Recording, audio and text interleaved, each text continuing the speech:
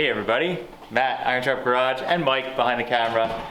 We're gonna do a quick video today giving kind of like a spring, summer update and some plans and projects and things going on. Figure we kind of condense a bunch of stuff. We always get a ton of comments on social media and in videos about all the different projects, what's going on with them, what's going on with the upstairs. So we're gonna try and condense that into a little bite-sized video today, and also show you a couple of things we've done that maybe didn't make it in a video because I was sporadically working in between going to Australia and Carlisle and Charlotte and all of that. We had some little bit of stuff we did but didn't end up filming, so we'll show you a little bit of that. So downstairs, main shop, as we're calling it, update. We've been working on a big thing this year we've been trying to work on, or I'm trying to work on, is get the shop, now that we have the upstairs, more workable and open and kind of more efficient for working in the shop. So getting rid of a lot of clutter. We've done a pretty good job, I think. I mean, I can see the floor right here, and that's a first for years. We're doing so good that there's actually empty spaces for cars, which is really, really odd. The lift doesn't even have something hanging in the air on it, which is unusual. So we've done a good job getting rid of some cars. Mike was able to, while I was in Australia, sell the 32 Roadster project, the Brookville Roadster project. He sold that. And the little Coupester project, that also was sold to a viewer, I believe, ended up buying that. And both of those cars left while I was away, so that opened up some space in here. And yeah, so I've been buying machinery and doing some stuff, getting rid of some things. So we got rid of my old lathe. I went to our buddy Jason. It's building the 32 pickup that's sometimes on the channel. I'm trying to think what else. I had a bandsaw we got rid of. We got the Dual, which you guys saw, the Bridgeport.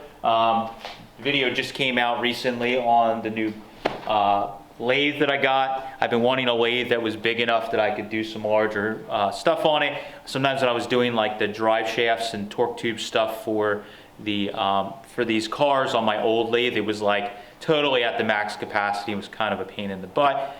So now I have something that's a little bigger, and we have a dedicated mill and lathe. A lot of people were commenting on the video and in social how it made me feel good that people were using this lathe that were you know, by trade were machinists, and saying it was a good machine. So I thought it was a pretty good lathe, but we had some people that verified. So that made me feel a little bit better. We got into space, we got to get it wired up. We also got that Pullmax, we're calling it Pullmax back there, but it's basically like a Lennox type machine. So both of those we got to get our in-house industrial electrician, Mike, to wire up. Then we will get all of them going, which is really exciting. But again, trying to get things kind of lined up, so now we have different machines along the wall that we can work on. I'm planning on probably getting rid of this. I've been trying to get rid of workbenches, believe it or not, because this is what happens. This is actually fairly clean. This is clean for this workbench. For a while you couldn't even see it. So I'm trying to get rid of some of these workbenches that just collect junk, and we just have like one or two workbenches, and some of this stuff will go kind of like mobile. So I'm planning on hopefully these shears here, I'm going to make little stakes for them to go in the acorn table that we have here. So with those I'm going to get some stock that fits in here, and we can start making adapters so we can kind of just throw them either against the wall or under the table, and then when you need to use the shear, you pick it out, put it on the table, and it'll work out great. Having them on here is okay, but definitely want to get rid of this. So we're going to have some empty space. The shear in the back doesn't work too well with cutting thick metal on such a tippy table. Yeah, you guys probably seen in videos where like hanging on it, so we definitely need something that's a little better. This is just the right weight capacity for that. Super heavy. So eventually I'd like to put some kind of something in here. I was thinking about I've been looking for a like a stomp shear or a straight cut shear, maybe powered ideally, that is like around over 4 foot. I would prefer like a 6 footer would be really, really great. So I've kind of been thinking like this area, we'll move that sander and we can fit one of them in there. So for now the table's going to stay, but that's one of the things I've been keeping my eye out for. I almost bought an 8 footer, but it was kind of overkill. 8 foot sounds cool, but it's a lot. It's a lot. And even like my 8 foot brake, we use this much. Yeah, we use like half foot, but one of these days we're gonna need an 8 foot piece bent. Yeah, we got it. It's gonna be awesome. So that's that stuff. Like I said, we've been clearing up a lot of space in the shop just to make it more open now. So projects. So we'll start right here. We don't have as many projects in here for once. 33 3-window. So as far as new stuff I've done, the biggest thing is at Spring Carlisle. I scored a set of these. They're called, people nickname them milk truck wheels. They're high artillery, milk truck wheels. People call them high clearance wheels, is like, I guess was the actual name for them. They were basically like an option you could get for trucks, that if you needed the extra clearance, you put 18-inch wheels on your vehicle back in the like 40s and 50s. So these wheels, they do pop up in other bolt patterns more often. I've had some of the ones for Mopars, for Dodges, and some of the Chevy ones, but this is actually a reproduction set that are kind of hard to find. The Ford style, they're 5x5.5. They have the inside nubs that actually take all the Ford caps, Ford Mercury caps that we all love. And I had a set of these Firestone half tread. We had a lot of people ask about these when they come to the shop. They are actually made this way. They're like old replicas of Indy tires that had the half tread and half slick, but they're 18-inch. I think they're 18x8s. And I think we put these on, and I think they freaking nail it for the look on this car. So I had a set of magnesium wheels that we showed a while ago that are the like magnesium like Halbrand Indies, and I kept holding them up to the car, and it just didn't look right. I think they were like too in your face. Then we talk about a lot, let the car speak, you know, kind of talk to you. And when I got these wheels, I was like, you know what? These are more subdued. You put stock caps on them, and with the narrow V8 60/40 wheel in the front, it's perfect. So got a good rake to the car. Most importantly, it fills up the wheel well on these 33 4s, even with 750 16s. And this car being channeled, it's still, the tire kind of looks small without running fenders. So I think the width of this wheel helped a lot too. Took some of the height out of the tire and gave a little bit of bulge to the sidewall. Right. Yeah, I agree. And it just makes the car look a lot more aggressive. So I'm really psyched on that. That's why we kind of moved it where we did. And I left the Sweetheart Roadster where it's at, because now you can walk in and just be like, yeah, that thing's kick-ass.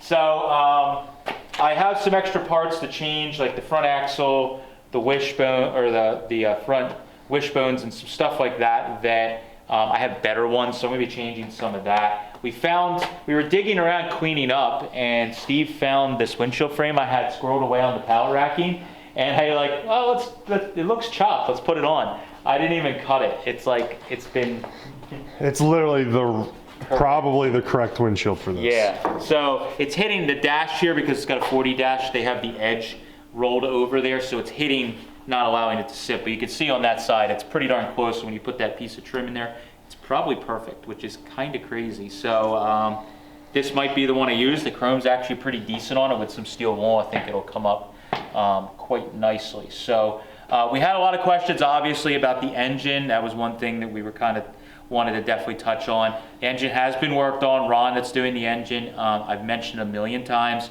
He has a lot of irons in the fire. He also is very, very big on land speed racing. So about half the year, I'm going to say, he's either preparing for or, racing.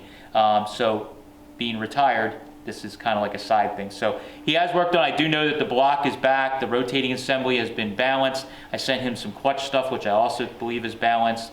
And he's, I think, assembling the bottom end. So we're actually moving pretty good on the engine. Unfortunately for me, we're basically into Berlinville prep season, so it probably won't get a lot of work done to it until, maybe into the late summer or fall.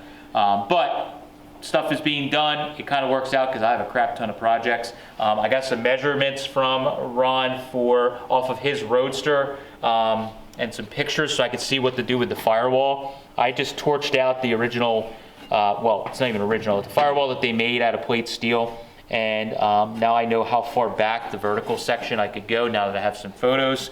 And I'm going to be remaking the firewall. I just haven't decided yet on if I'm going to do like a polished aluminum or stainless or whatever. I kind of like that this one is smooth, keeping with some of the identity of the car being an old hot rod. I may use that as inspiration, but maybe do like a polished aluminum or stainless firewall. So that'll be an upcoming video, is taking care of that that firewall stuff for sure. And just keep working on the pedals and on and on and on. I'm currently right now working on some gauge stuff. I had started making the gauges and I wrecked in a really expensive piece of turned stainless trying to do it, and you know, $100 or $150 mistake. Could be worse. It could be worse. I've spent more money on stupider things. You didn't break the gauges. That's the important part. So far. So that is the 33. We'll keep working on that. I may, once we get a couple of projects done, I may kind of slow down on this because the engine is still in progress, and jump on some other projects just to keep the videos rolling. Steelheart Roadster, we obviously have it down. We did the seat stuff we kind of messed around with, and some of the brakes stuff. So I need to basically build a set of pedals for this car. And Mike found in our stash from our stuff we bought from Will in Seattle, a set of, what are these, olds? Or Yes, Buick? they are right here. It's 50 to 53 olds for stick shift. Yeah, so he found these pedals. It was like a stick shift conversion. Will had a bunch of stick shift conversions, and these aren't super valuable, but I really like the pedals. They're like an I-beam look to them. So I think we might use these as a starting point. We got our pivot here. They have new bushings that have been put in them. So I can basically make a bracket off of these, heat and bend them. These are actually 2 of the brake arms. Yeah, there's like 1.5 kits in here. So this would have been the clutch arm. Right. Those are the brakes. So because of these mounts for the master cylinders. Right, so I can basically do whatever the hell I want with these, which is nice. So we can heat and bend them. Like I said, I really like the I-beam kind of look to them. So I'm going to be using these as a kind of basis and making a bracket and everything. So that will The box ain't great. Yeah, the box is not great, but it should go in. It's actually kind of neat. Those pedals were meant to be under the floor, like an early Ford, and we're gonna, Yeah, we're gonna hang them. So like that, yeah. yeah, so but well, figure it out. But whatever we do, like I said, I think they have a cool look, and hanging them from the firewall, they're pretty long, so I think they will actually be a nice length. Yeah, get them where they need to be. And you know, like I said, I kind of just like the shape of them and whatever. And while I could probably build pedals from scratch, it's nice that these already have grease fittings and the bushings and everything's kind of figured out. So saves a little bit of time on my part to not have to make it totally from scratch. So that's probably the big thing, is get the brakes done. And I'm going to just start tidying up bodywork, doing the gaps. There's stuff that I've kind of like roughed in, like the door to the dash, and some of that stuff needs a lot of work. Some of this stuff in everywhere. Everything needs a lot of work. All the metal work is kind of like roughed in, and now I just need to spend hours and hours doing like door gaps and finessing stuff and getting it a little bit better. I know one thing we're trying to figure out what to do is I've always wanted to put a radio with the knob sticking up somewhere back in here, but we're trying to figure out how to fit that in the seat without losing, you know, room in the car. So where we have the seat leaned back now feels quite comfortable, but we really can't go any further back or we won't be able to fit that in there. So I'm trying to figure that out. But I know two things I know I've always wanted to do in this car is the radio that sticks up in here, like I mentioned, with the knobs. So I've been looking for a cool like 50s era factory radio or something that's not giant but has a cool face to put in there. And then I'd like to do, either on this side or that side, like Frenched antennas, like dual antennas that are Frenched in. I thought that would be a cool little thing to do. Nothing like super wild, but just kind of like a subdued thing. Maybe one, maybe two, but I have them kicking around. So that would be some customization videos coming up with this, as well as some of the pedals and stuff like that. My goal, the engine is done. My goal definitely with this car is to get it, hopefully by like the end of the year, closer to like bodywork stage, if all goes well. But I have a lot of work to do to get to that point still. Yes, so. yes we do. But I am going to be focusing on this car quite a bit now that we have some other projects with the Roadster pickup basically done. The DeLorean Roadster is going to be basically done here this spring after interior is done. And yeah, so now we're kind of trying not to get new projects in too much and get some of this stuff done. So 32 3-window, we got a door for that, if you guys remember. I am hoping, like I mentioned, I'm hoping to do a few more projects on the 33 and then probably swap places with this. And this car is so darn clean that I think in a summer I could probably get this thing darn near driving Obviously not painted, but we could probably get 90% of the work done, aside from doing body work and paint. Probably the biggest thing is fitting the doors, right? Yeah, fitting the doors is going to be a huge thing for sure. We got to get the body bolted down. The floor is has some spots where it's pinholed and Swiss cheese a little bit. It's super solid, but there's some spots where maybe something sat on the floor. So I'm going to have to do some light floor repair. But yeah, otherwise there's not a lot of rot repair needed on this car. So fitting the doors will be a big thing. I got to get this transmission adapter made. Our buddy Jared 3D printed one, but I got to get a real one made so we can, move along with that. But we're planning to get this down this summer and really start kicking butt on it, because it's not rotten. So it'd be kind of nice to just like buzz through a car where I don't have to replace 80% of the sheet metal or cut it in half. Or replace the whole bottom of the car like most everything we do. So we're gonna bring that down and kind of reevaluate where we need to be on it, but start moving forward, which will be really, really cool. Yep. All right, so We're talking about my project. Yes. So last video we did the engine and rebuilt some carburetors for it. So there's an engine on the run stand right now, Matt's Frankenstein engine. Hopefully that'll be off soonish and we can bring mine over, put mine on, do the same thing, run it, make sure everything's okay, and then put my transmission on. We need to do engine mounts because we're putting like a later style engine, so we gotta put engine mounts. And then I'm trying to think for other fabrication. We're gonna do some modifications to the dash. I have a Stuart Warner Hollywood, was that the Hollywood panel? No, that's the Navigator panel. The Navigator panel I want to put in the dash. And then we also need to fix some of this. Yeah, there's definite door gap issues. This car is all out of sorts, and we have a bunch of washers under it already. Yeah. And it's not good. So we're gonna do we have to cut the cowl apart and move some things around to get it correct. But that side's, I think, the worst side. Yeah, so the gap's kind of like, it's pretty big there, and it gets a little tighter there. So we're gonna try and maybe move the cowl around. If not, we may have to just work on filling the gap, doing just some round bar stock or something, filling it. But most important, we got the doors to open and shut.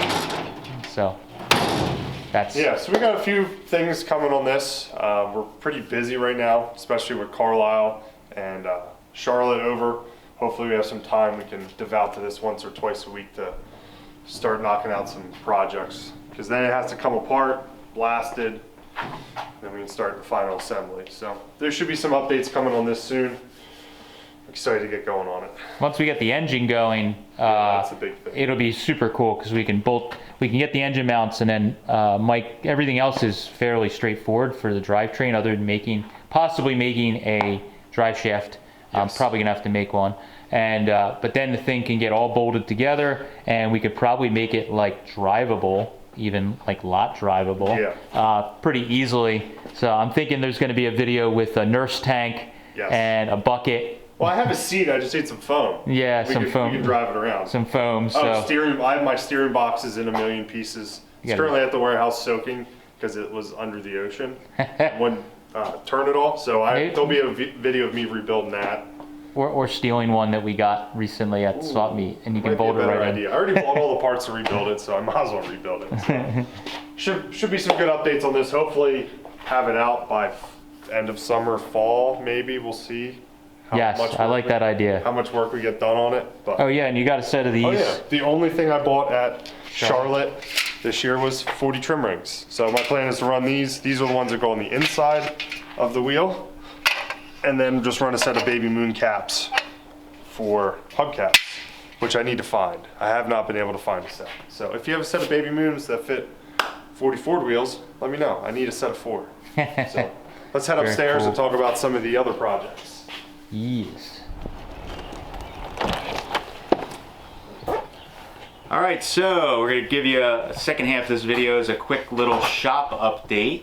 People are always asking what's going on with the extension or the addition on the shop, and we've been working away on it over the winter, and most importantly, we kind of cut this video in half and waited till a couple of days past to shoot some of this. So the office, I finally got the office 90% done. I've been gathering vintage furniture for years, and I bought a couple of pieces over the weekend and got a cool couch to match an old, like anybody that's in old furniture, it's an old Knoll, I don't know how you say it, Wassily chair.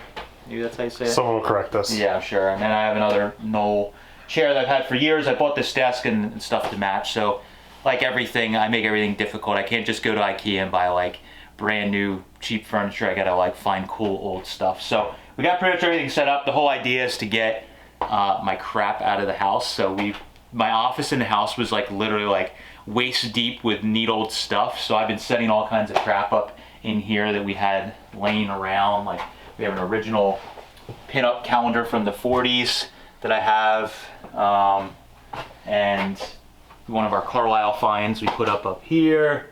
So just kind of getting the office set up so that it's good for hanging out and also working. So now I can have an area that's out here, and eventually someday this will be all heated and I can actually like work in here, which is cool. My next thing is I'm going to install a landline from here down to the shop, so Matt can call an Steve. Intercom. Yeah. Beep. Steve.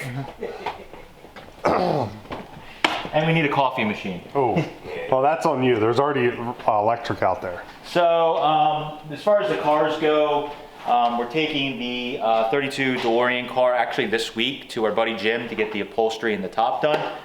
We found a place in Lancaster County, Pennsylvania that's like a old time wood shop, and they still steam bend bows. So we got, I got a set of bows made for this. I have an extra set for our buddy Dave Martinez that helped with the fabric for the convertible top. If you guys remember, we were talking to him on the phone. We have one extra set that we probably will sell. But the whole idea was we went, again, old school and got them steam bent to match the original ones that are in there. Jim's just gonna sand the edges and trim them to make them fit exactly how he wants. But super excited to have kind of like the last piece of the puzzle for doing the interior. So this car is gonna go off, and the next time you see it, we'll probably be taking this to Jim's place, and then it'll have an interior. We'll be driving the thing. I'm really excited for that.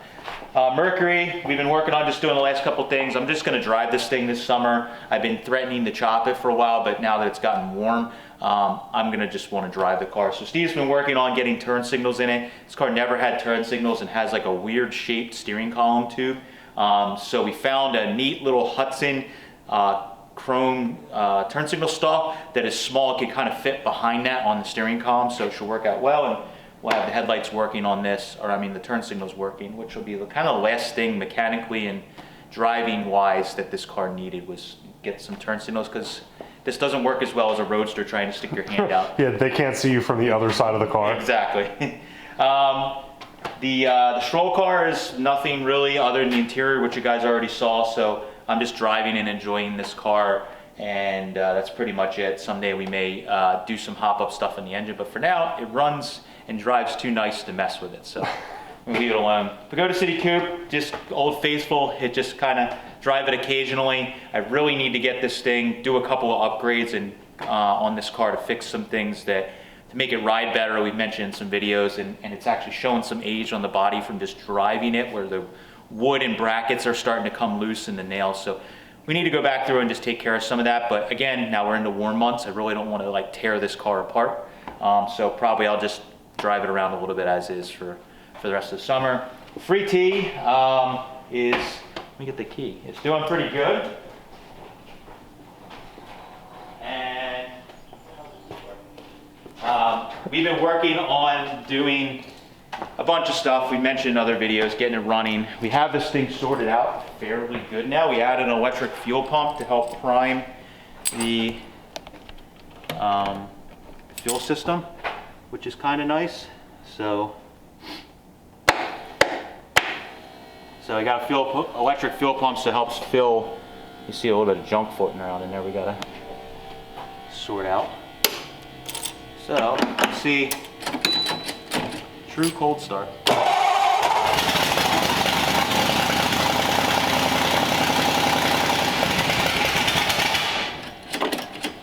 But it starts way better than it used to.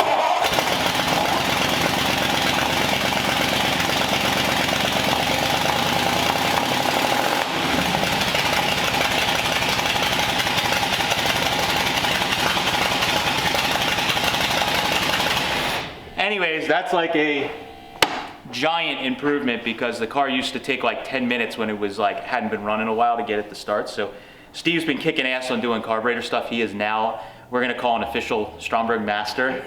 He's officially Stromberg team, Steve. He is officially Stromberg Steve. He has done a great job. These carbs were a huge pain in the ass. We've had a bunch of problems. We had some other friends work on them before Steve worked here, and Steve really sat down and got them worked out, and we've been fiddling with them. And this car now, finally, it still has some bugs to work out, but now you can finally like start the thing without like a huge battle. And of course, when it's warmed up, it fires right up. We did that. We got the fan, which we showed in another video. So I made that neat little cover that kind of looks like an old show car to hide an electric fan, because the radiator was so tiny and the engine's so wild and bored out that I was having problems with it running hot, like anytime you got in driving low speeds. So other than a couple little things, it's pretty much ready to finally really start putting some miles and working out the rest of the bugs. So this summer I'm hoping to, actually here soon, the weather's starting to get a little better, start driving it, work everything out, and then I can start taking it without being worried I'm gonna break down. Running out of fuel is still gonna probably happen. Yeah, that's because that's a user error thing that you can't get around. So Dad's daily. This thing's pretty much roadworthy.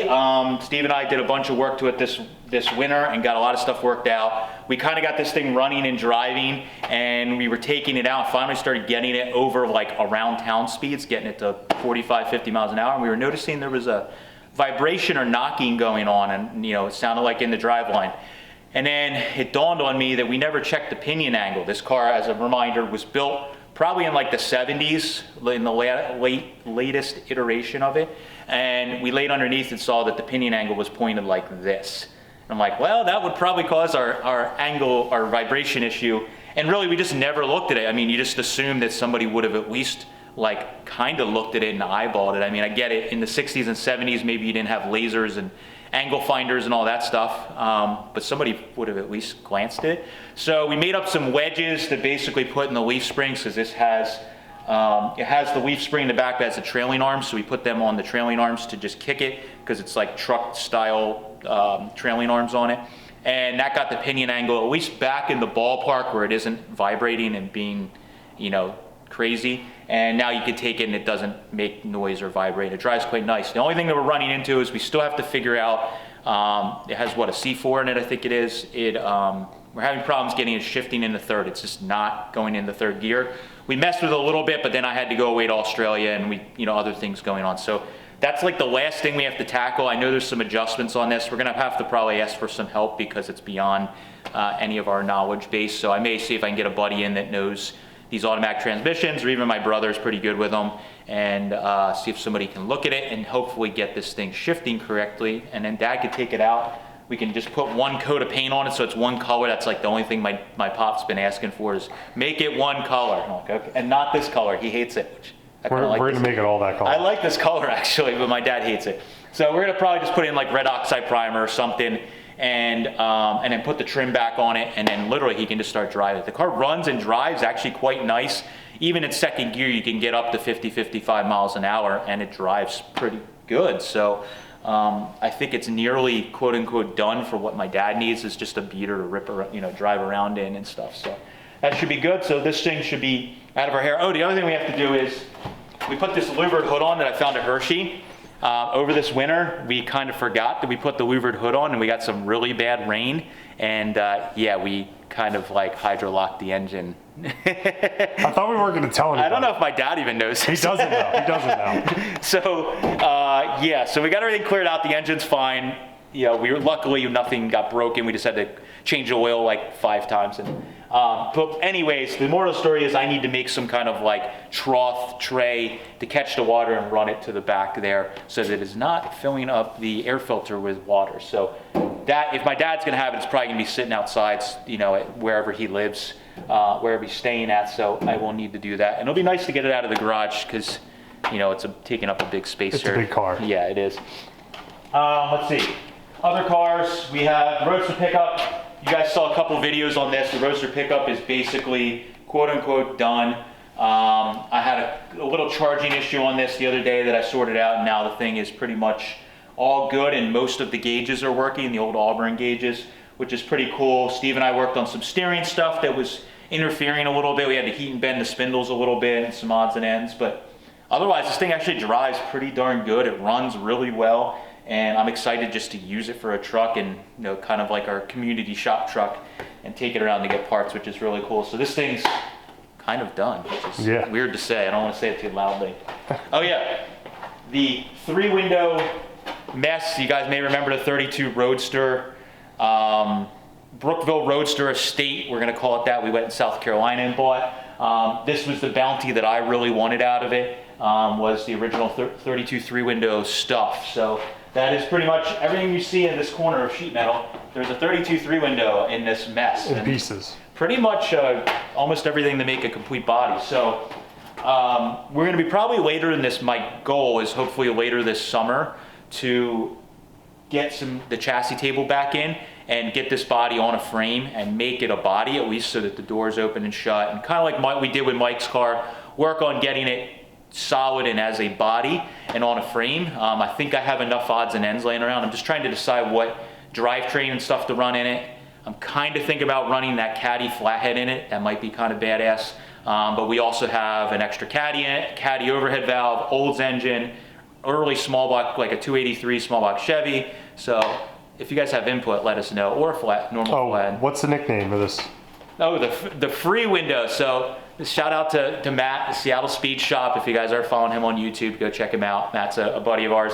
He and I chat all the time on text message, and he was like, when I was talking about buying all this stuff, he's like, yeah, you could sell all that stuff, and then you got the free window. And I'm like, we love that name. So this is the free window, because we sold all of that junk. If you guys haven't figured out our scheming, you buy a bunch of stuff, you sell a bunch of stuff, you make a tiny bit of money, you get to keep the cool stuff for yourself. So that's what this is. So it's the free window, and we're going to throw it together from a bunch of junk we have laying around, and hopefully, kind of like the Roadster pickup and some of these other cars, we'll show you guys how to put together a car from scraps and make it a drivable, kick-ass hot rod. So before we get to this, the car in the trailer. Oh, the little race car in the trailer, that is all blasted, and body's blasted. The chassis is all blasted. It's basically ready for me to start working on the chassis and cleaning up some of the old sins.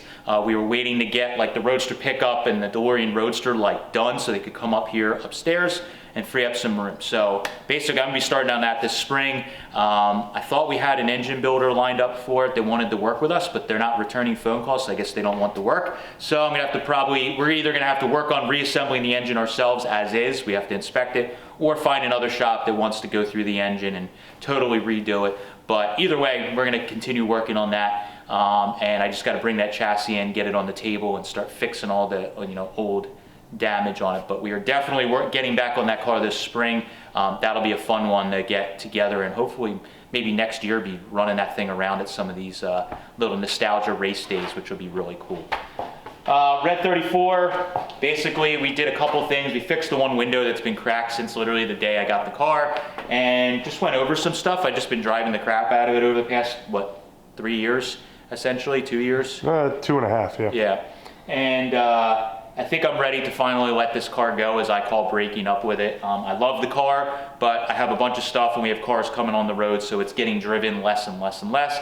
And I have to make a decision, because we're already out of room in the new shop, like a year later. So I'm gonna be selling this. So if anybody's interested, we will be offering this for sale, and we'll fish it out there for sale for a while, and eventually it's gonna get to a point where we're either gonna take it to a consignment type place and let them sell it, or we might do like we did the 39 and put it on eBay for like no reserve and see what happens. I don't know. Gives you a little anxiety on this car, because the 39, the Forgotten Hot Rod, I had like almost no money, and I was just like, it just needs to go. This car, I still really like it, and I'd hate to let it like give it away. So, but anyways, this car is going to be for sale. It's literally a turnkey hot rod. You can just get in and drive, and it's a true survivor, as everybody knows. So as far as the shop goes, we got a little bit more tin to put in the ceiling here. We ran out of time before I left for Australia to get all that stuff up there, so we're gonna get that done in the next couple weeks, and then we just gotta put these windows up in the front, which I'm gonna ask for some help from a couple of different friends. And then once that's done, this is essentially done up here as far as the look goes.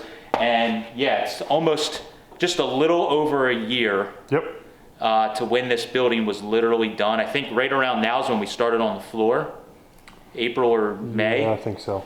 So it's been about a year since we put the floor in, maybe a little less, and the place is packed. So, and I didn't buy like anything to put up. This is just crap that I had around. So it's, You sir have a problem. I do have a problem. So anyways, that's kind of our update. We have a bunch of events coming up this summer, and swap meets and shows and stuff like that. So we'll definitely update in those week of the life videos. The summertime is much easier to shoot those, and we'll take you guys along for a ride on all of our different little adventures, and hopefully you guys will enjoy. So thank you guys, appreciate it. Catch you later.